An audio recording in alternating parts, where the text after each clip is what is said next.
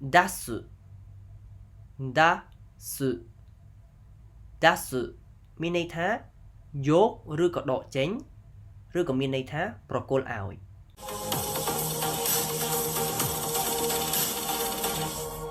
皆さんこんにちはសួស្តីអ្នកទាំងអស់គ្នាថ្ងៃនេះពួកយើងទៅសិក្សាអំពីពាក្យ JLPT N5 បន្ថែមទៀតបើអ្នកទាំងអស់គ្នាចូលចិត្តវីដេអូនេះសូមកុំភ្លេចចុច like ហើយនិង subscribe channel របស់ខ្ញុំផងでは早速始めましょうតើកុំឲ្យខាតពេលយូរយើងចាប់ផ្ដើមទាំងអស់គ្នាពាក្យទី1របស់យើងគឺ浴びる浴びる浴びるមានន័យថាងូតទឹកអញ្ចឹងពាក្យនេះគឺយើងភាគច្រើនប្រើជាមួយនឹងពាក្យថា shower គឺយើងដាក់ shower នៅខាងមុខនេះ shower を浴びるមានន័យថាងូតទឹកផ្កាឈូកអញ្ចឹងឥឡូវយើងទៅរៀនអានទាំងអស់គ្នា浴びる浴びる浴びるមានន័យថាងូតទឹកអញ្ចឹងឥឡូវយើងទៅមើលពាក្យបន្ទាប់危ない危ない危ないមានន័យថាគ្រោះថ្នាក់អញ្ចឹងយើងអាចប្រើពាក្យនេះនៅពេលណាគឺនៅពេលដែលយើងចង់ប្រាប់នរណាម្នាក់ថាមានគ្រោះថ្នាក់អីគេមួយយើងអាចថា危ないよយើងនិយាយតែប៉ុណ្្នឹងទៅគឺគេអាចដឹងថាយើងចង់ប្រាប់គេថាមានគ្រោះថ្នាក់អីគេមួយណាអញ្ចឹងឥឡូវយើងរៀនអានទាំងអស់គ្នា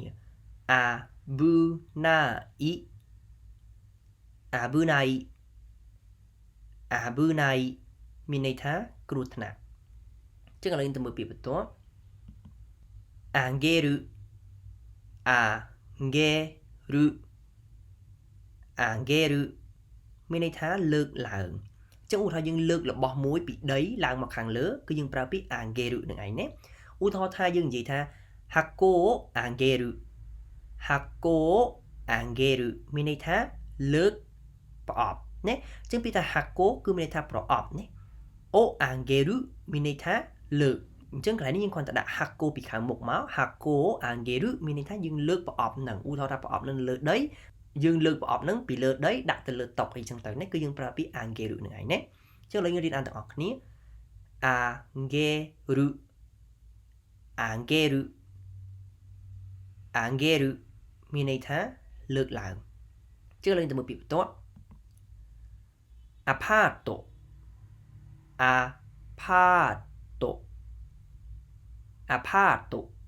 មានន័យថាផ្ទះល្វែងជួលអញ្ចឹងពីអាផាតូនេះនៅប្រទេសជប៉ុនគឺគេសំដៅទៅលើផ្ទះជួលមានន័យថាផ្ទះហ្នឹងគេធ្វើលក្ខណៈថាវាមានច្រើនជាន់ហើយវាមានច្រើនកន្ទប់ហើយគេជួលមកកន្ទប់អញ្ចឹងអាហ្នឹងគេប្រើពាក្យអាផាតូហ្នឹងឯងណាអញ្ចឹងឥឡូវយើងរៀនអានទាំងអស់គ្នាអាផាតូអាផាតូអាផាតូចឹងកន្លែងនេះយើងត្រូវប្រយ័ត្នក្នុងការអានគឺផាតូណាដោយសារតែកន្លែងនេះគឺជាពាក្យកម្ចីចឹងយើងសរសេរដោយអក្សរកាតាកាណៈណាអញ្ចឹងអក្សរកាតាកាណៈគឺមានសញ្ញាត្រេមួយមានន័យថាសញ្ញាអូសំឡេងឲ្យវែងអញ្ចឹងកន្លែងនេះយើងអានថាផាតូយើងហៀងអូឲ្យវែងគឺយើងកុំអានខ្លីថាផាតូគឺអត់ត្រឹមត្រូវទេយើងត្រូវអានថាផាតូណាអញ្ចឹងយើងទៅមើលពាក្យបន្ទាប់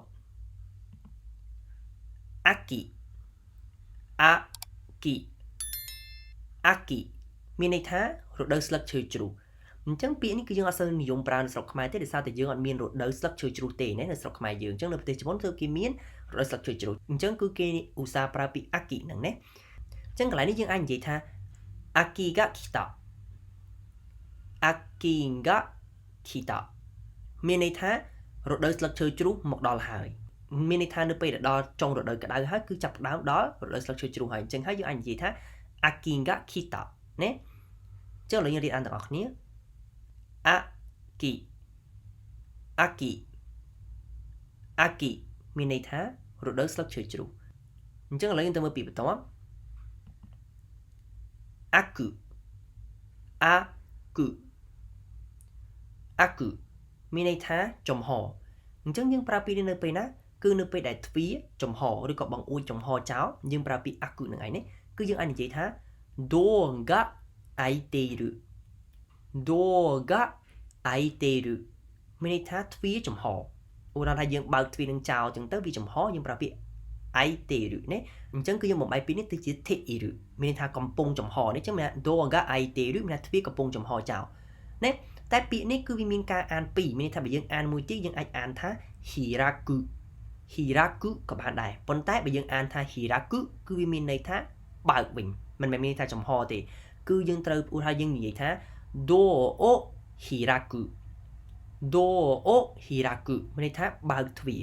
នេះគឺយើងធ្វើសកម្មភាពទៅលើទ្វារអញ្ចឹងយើងបើកទ្វារតែបើយើងនិយាយថា door が開いているមានន័យថាទ្វារចំហគឺមានន័យថាទ្វារហ្នឹងគឺយើងឃើញវាចំហខ្លួនឯងយើងអត់ដឹងថាអ្នកណាគេធ្វើទេអ្នកណាគេបើកទេតែយើងដឹងថាពេលយើងទៅដល់ស្ថានភាពហ្នឹងគឺយើងឃើញទ្វារហ្នឹងចំហចោលអញ្ចឹងយើងប្រើ ga ណាយើងប្រើ door ga តែបើយើងដាក់ hiraku យើងប្រើ door o ណាគឺយើងប្រើបរិយាស័ព្ទខុសគ្នាអញ្ចឹងឥឡូវយើងទៅរៀនអានទាំងអស់គ្នា aku aku aku មានន័យថាចំហឥឡូវយើងទៅមើលពាក្យបន្ទាប់ ame ame ame មានន័យថាស្ករគ្រាប់ណាចឹងឲ្យទៅប្រភេទស្ករគ្រាប់ដែលយើងញ៉ាំគឺយើងប្រើពាក្យ ame ហ្នឹងឯងនោះហើយអ្នកនរគ្នាមានចាប់អារម្មណ៍ពាក្យ ame ហ្នឹងអត់ព្រោះថាអ្នកនរគ្នាក៏ធ្លាប់ឮពាក្យហ្នឹងពីមុនមកដែរណាគឺ ame ដូចគ្នាដែរណាប៉ុន្តែគឺពាក្យហ្នឹងមិនមែនអានថា ame ទេគឺយើងអានថា ame មានន័យថាភ្លៀងណាអញ្ចឹងពាក្យនេះគឺយើងមួយបកថាស្ករគ្រាប់មួយបកថាភ្លៀងគឺអក្សរកាន់ជីខុសគ្នាណាតែអានដូចគ្នាយើងអានថា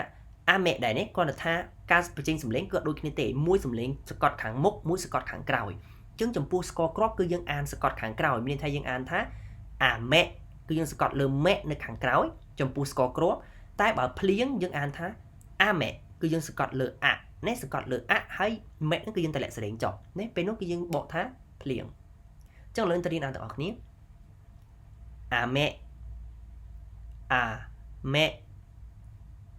ame មានន័យថាស្ករគ្រាប់អញ្ចឹងលើកទៅមើលពាក្យបន្ទាប់ bata bata bata មានន័យថាប៊ឺ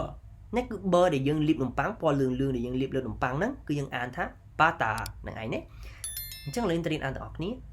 bata bata bata មានន័យថាប៊ឺកន្លែងនេះដូចគ្នាដែរគឺយើងត្រូវអានរៀងអូសសម្លេងបន្តិចដោយសារតែយើងមានត្រេមួយចឹងយើងអានថាតាតាចឹងឡើងទៅមើលពាក្យបន្ទាប់ bunsho bunsho bunsho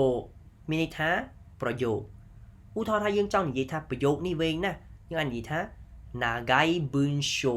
គឺយើងដាក់ពាក្យ nagai ពីមុខណាចឹង nagai គឺជាគុណនាម i មានន័យថាវែងអញ្ចឹង nagai bunsho មានន័យថាប្រយោគវែងですねចឹងឥឡូវទៅរៀនអានទាំងអស់គ្នា bunsho bunsho bunsho មានន័យថាប្រយោគចឹងឥឡូវទៅមើលពាក្យបន្ទាប់ chawan chawan chawan មានន័យថាកូនចានចង្កឹះនេះដូចកូនចានចង្កឹះដែលយើងញ៉ាំបាយហ្នឹងគឺយើងប្រើពាក្យ chawan ហ្នឹងឯងですねអញ្ចឹងយើងទៅរៀនអានទាំងអស់គ្នា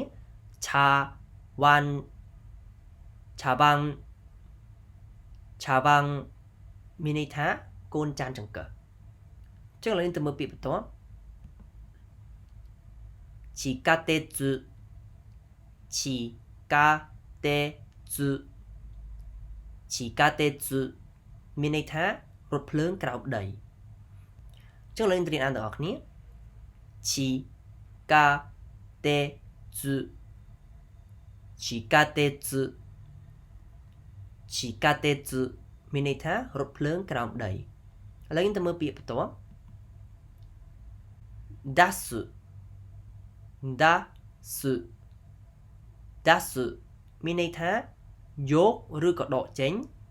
ឬក៏មានន័យថាប្រគល់ឲ្យអញ្ចឹងកន្លែងនេះយើងបកថាយកឬក៏ដកចេញនៅពេលណាឧទាហរណ៍ថាយើងនិយាយថា gomi o dasu gomi o dasu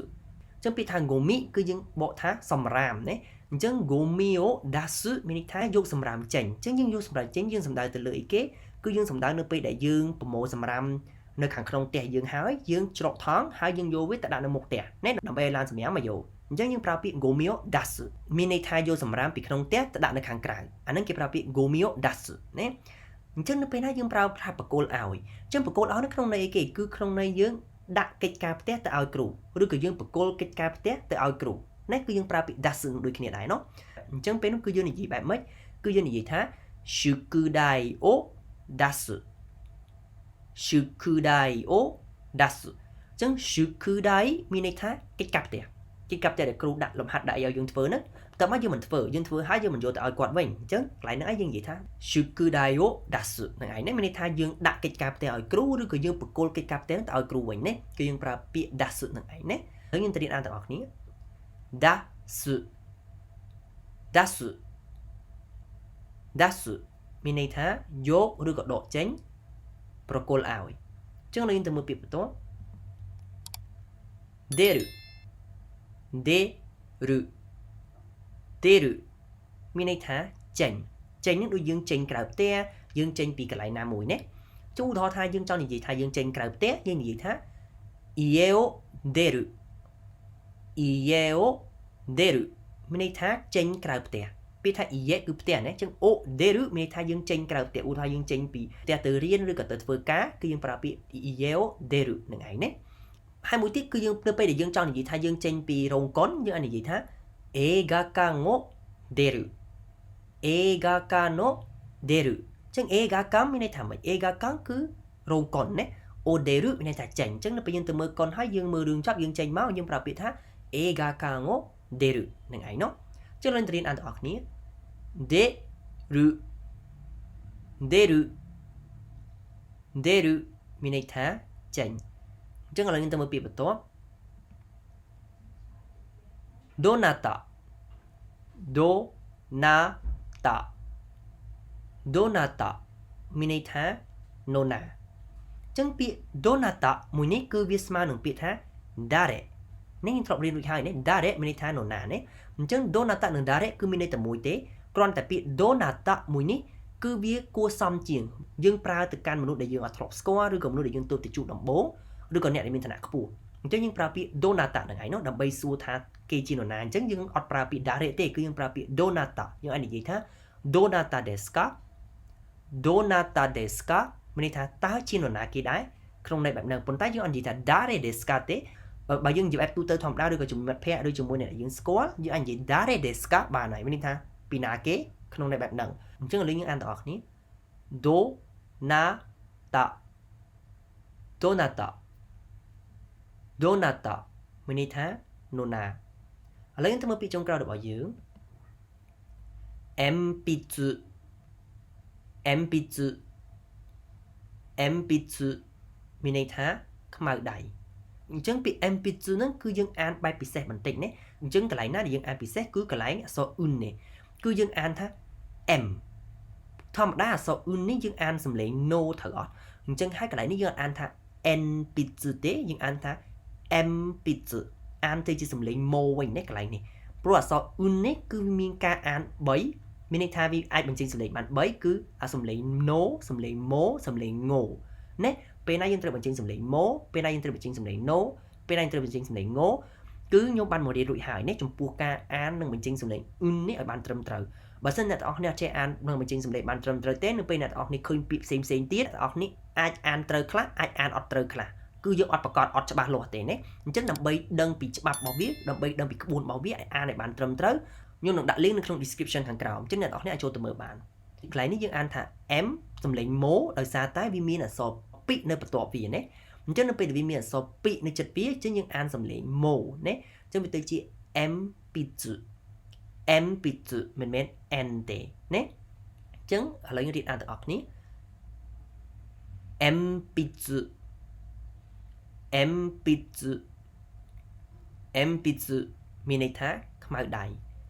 いかがでしたかយ៉ាងម៉េចអ្នកទាំងអស់គ្នាចំពោះមេរៀនថ្ងៃនេះខ្ញុំសង្ឃឹមថាអ្នកទាំងអស់គ្នានឹងអាចចងចាំពាក្យដែលរៀននៅថ្ងៃនេះហើយយកវាទៅប្រើប្រាស់បានដោយខ្លួនឯងនៅក្នុងជីវភាពប្រចាំថ្ងៃបន្ទាប់ពីយើងបានសិក្សាពាក្យទាំងអស់នេះរួចហើយអញ្ចឹងយើងសាកល្បងធ្វើកូនតេស្តមួយទាំងអស់គ្នាដើម្បីបញ្ជាក់ថាតើអ្នកទាំងអស់គ្នាពិតជាចងចាំពាក្យទាំងអស់នេះដែរឬទេចំពោះតេស្តនេះខ្ញុំនឹងចេញជាភាសាជប៉ុនហើយអ្នកទាំងអស់គ្នារៀនអានហើយនឹងបកប្រែជាភាសាខ្មែរដោយខ្លួនឯងខ្ញុំនឹងទុកពេល3វិនាទីឲ្យអ្នកទាំងអស់គ្នាដើម្បីបកប្រែឥឡូវចាប់ផ្ដើមទាំងអស់គ្នា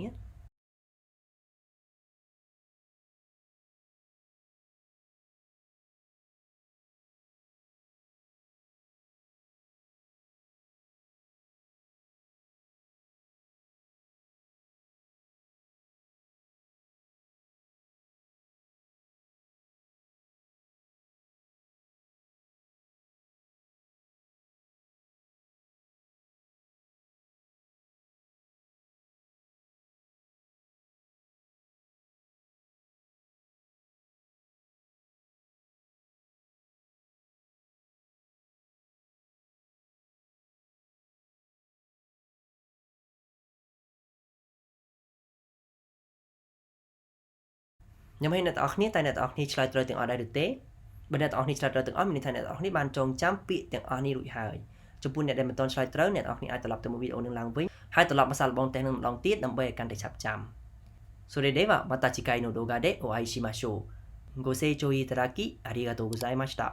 អរគុណសម្រាប់ការតាមដានរបស់អ្នកទាំងអស់គ្នាជួបគ្នានៅវីដេអូវគ្គក្រោយទៀតបាយ